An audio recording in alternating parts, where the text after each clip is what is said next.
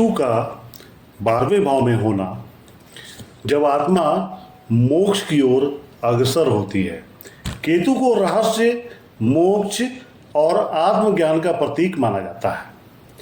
जब यह ग्रह कुंडली के 12वें भाव में स्थित होता है तो व्यक्ति के जीवन में कई अद्भुत, रहस्यमयी और आध्यात्मिक परिवर्तन देखने को मिलता है। 12वां भाव क्या दर्शाता है? यह भाव मोक्ष, अवचेतन मन, वैराग्य, अंतर्राष्ट्रीय संबंध, स्वप्न जगत और व्यय से जुड़ा होता है। जब केतु इस भाव में आता है तो सबसे पहला गहरी आध्यात्मिक चेतना, जातक में एक विशेष आध्यात्मिक ऊर्जा प्रवाहित होती है। ऐसा व्यक्ति भौतिक जीवन के आकर्षणों से परे जाकर आत्मा और परमात्मा के वास्तविक संबंधों को समझाने का या समझने का प्रयास करता है।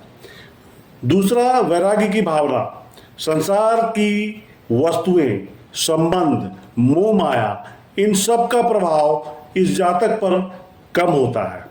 उसे भीतर से यह एहसास होता है कि यह सब क्षणिक है और वह सत्य की खोज में निकल पड़ता है।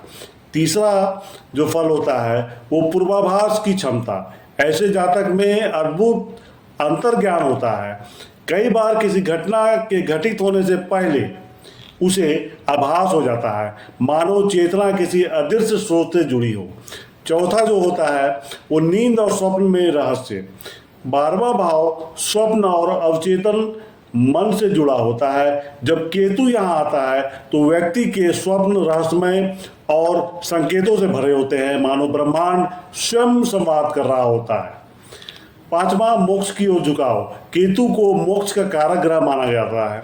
12वें भाव में इसकी उपस्थिति जातक को अंतिम सत्य की ओर ले जाती है, जहाँ ना मोक्ष होता है, ना दुख, केवल शांति और आत्मा का परमात्मा से मिलन होता है।